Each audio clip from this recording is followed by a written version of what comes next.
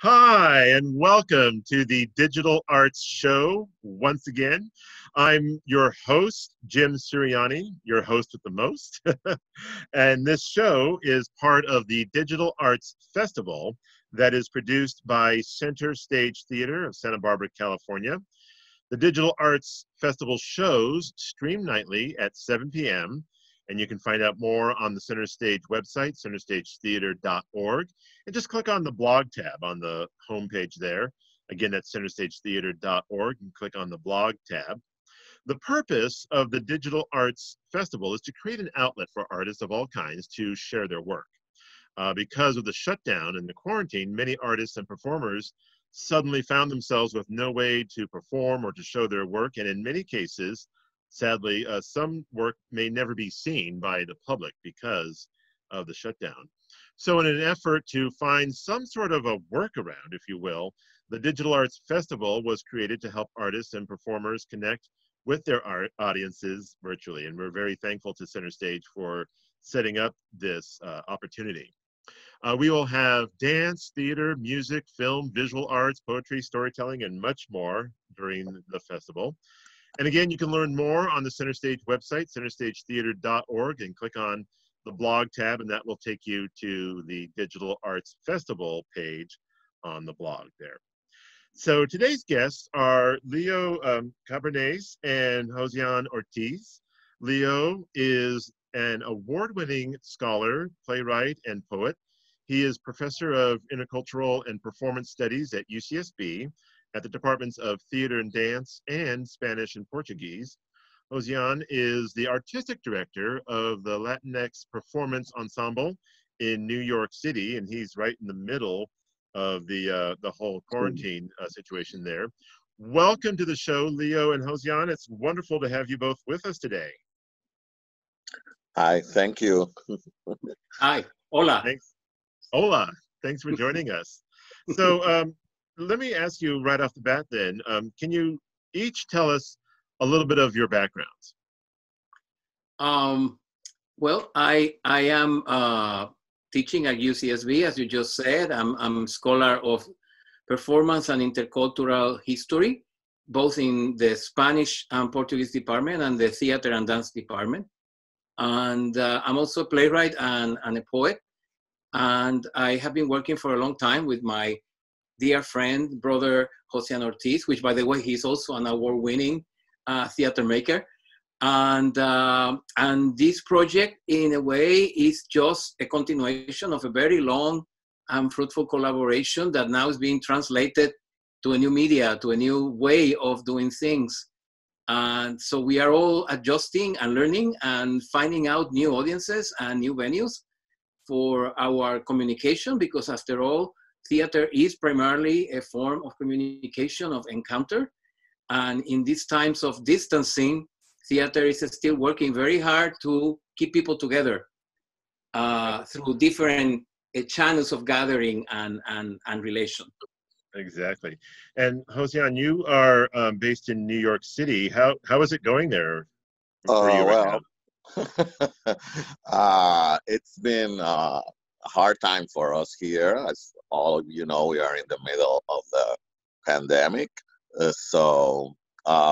But with with a little bit of sense of humor, we have to take it and continue and struggling. I'm very happy for this opportunity that Center Stage and Leo are giving us to work with both of you.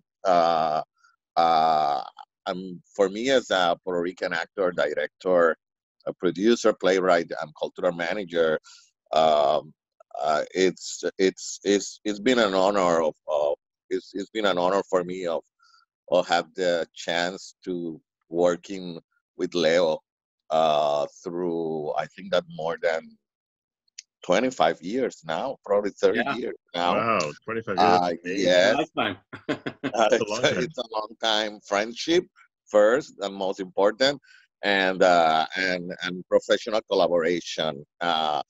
This play, Water in the Basement, was written by Leo in 2000. It started like in 2016, just after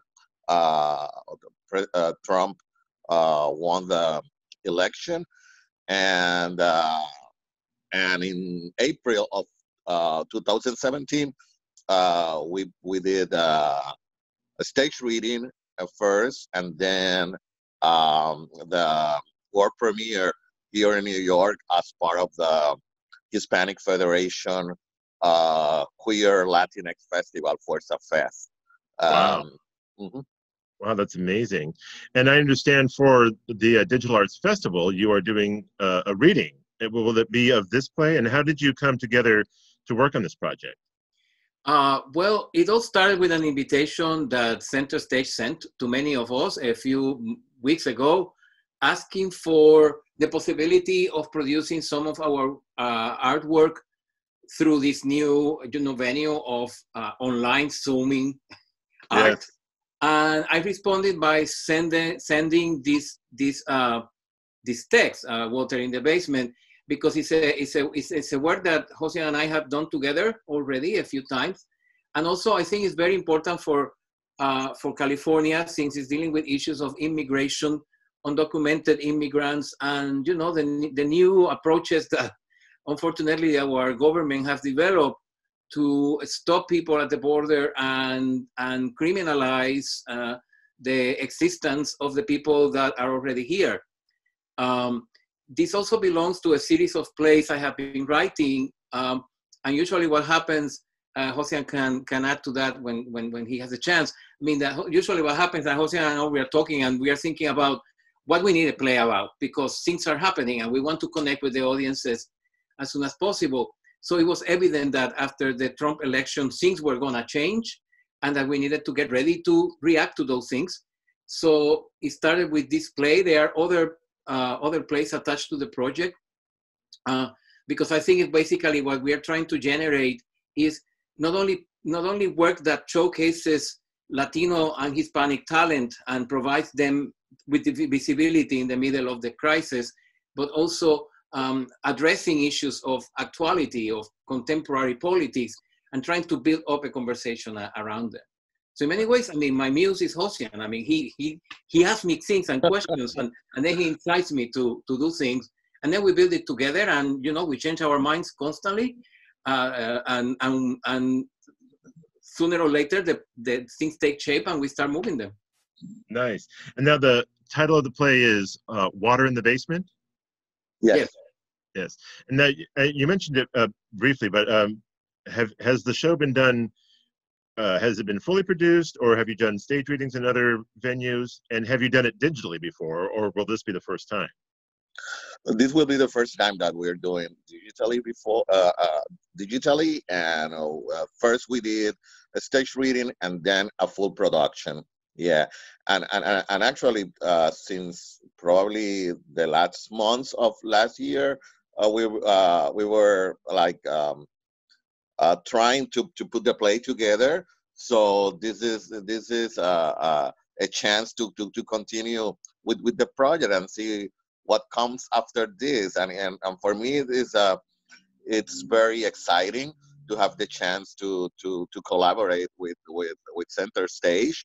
I've had the chance to visit Santa Barbara twice, thanks to Leo, and I didn't have the opportunity to see the production, but I'm very familiar with the work of Center Stage, and went outside the building and everything. So, and I said the first time, I want to perform this here once. I hope so. So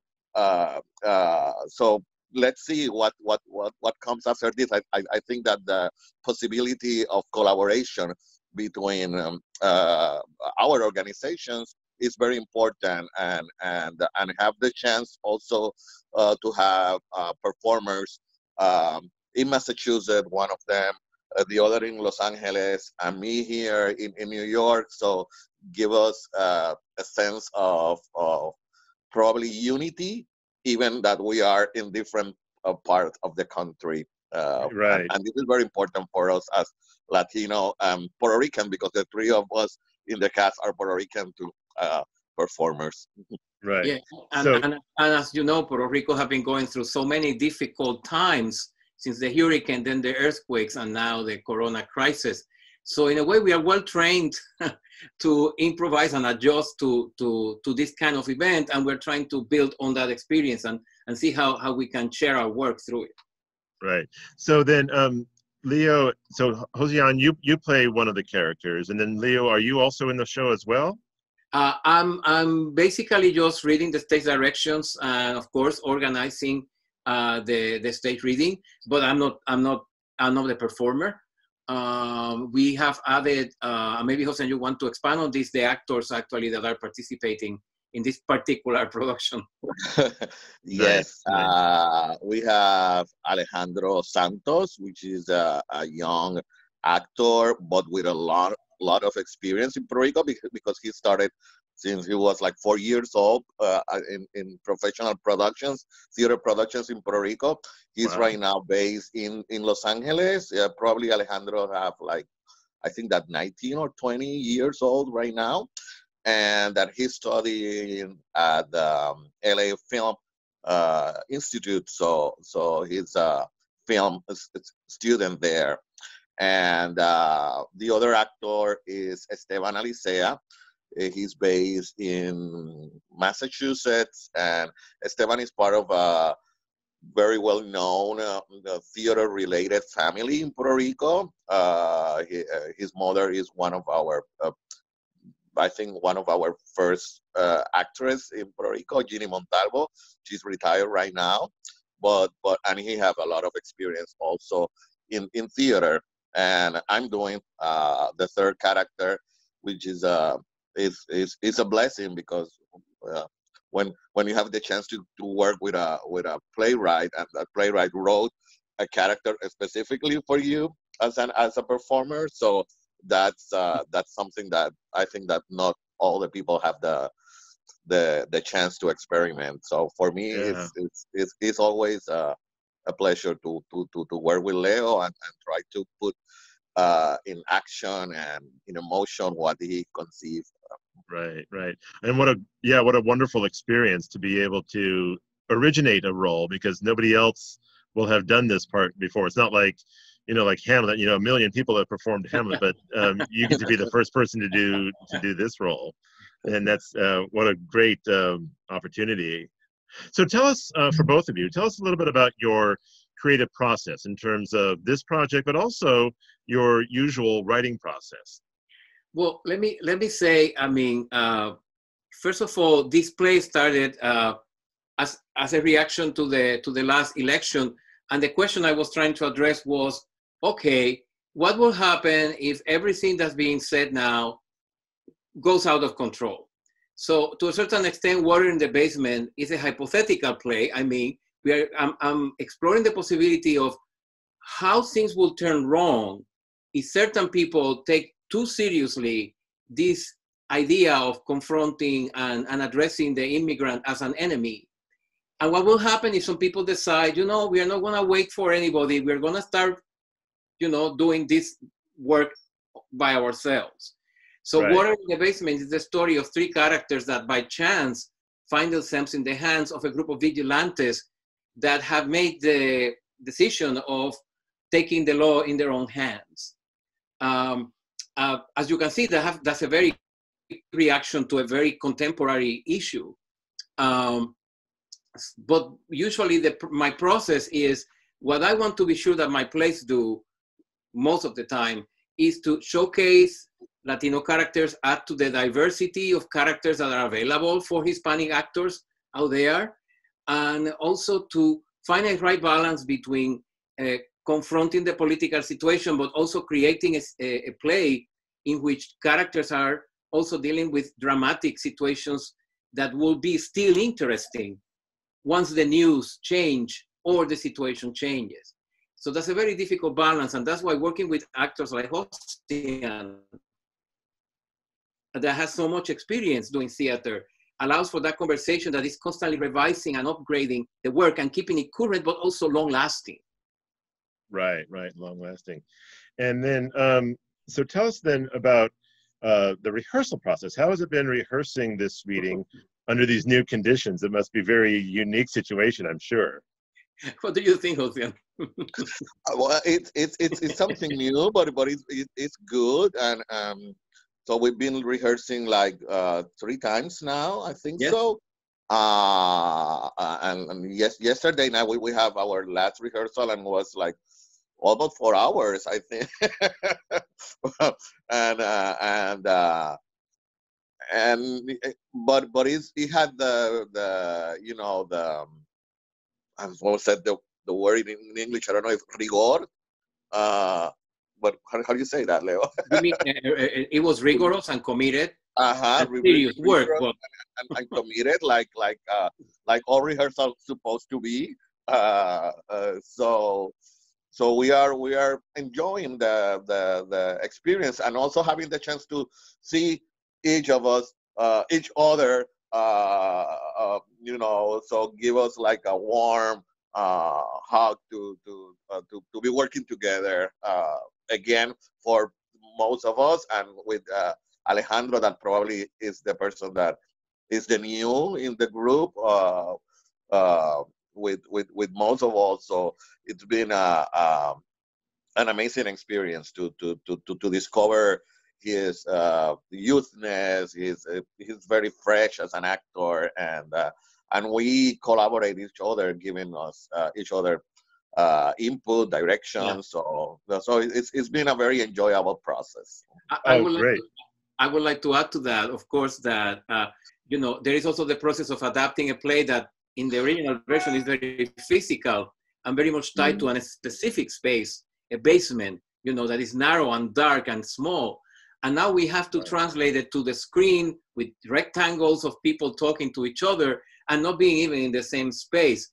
So in a way, and I'm glad that you mentioned your experience in radio, because in a way it feels almost like you have this feeling that you need to go back to radio somehow. You need to rely more on the voice and on conveying feelings in a very particular way, because you don't have the elements of film exactly, and you don't have certainly the elements of theater.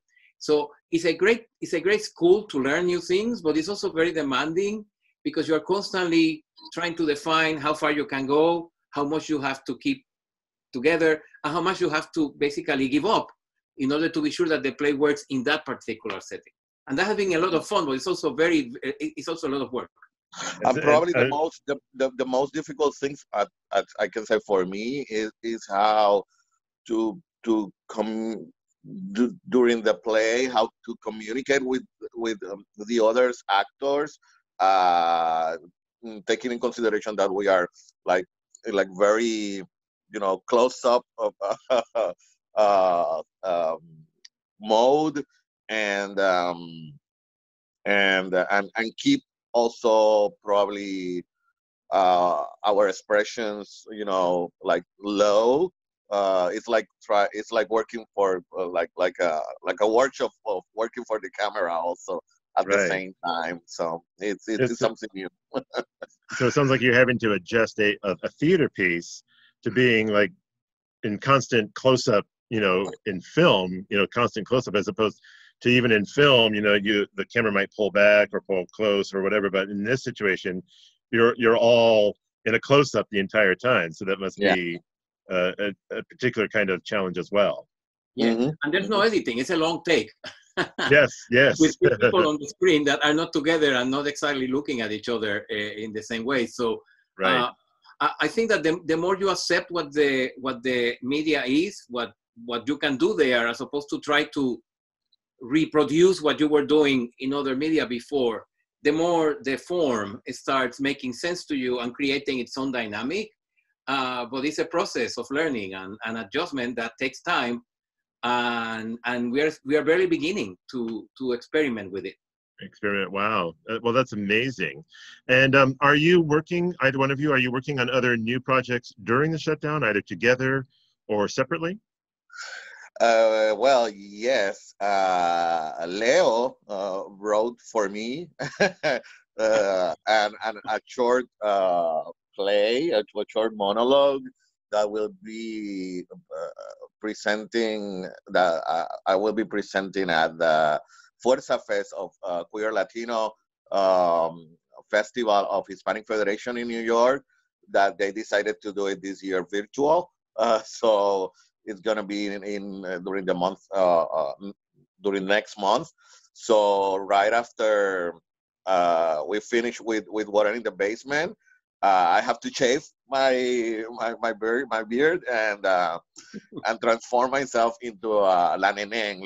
Leo wrote a play called El Espejo de la Nenén, Nenén Mirrors, and I will be playing a Puerto Rican drag queen that is talking through Zoom with a friend that is in Florida, and during the the pandemic time, and I'm talking about her life, this crisis in Puerto Rico, and everything. It's very update.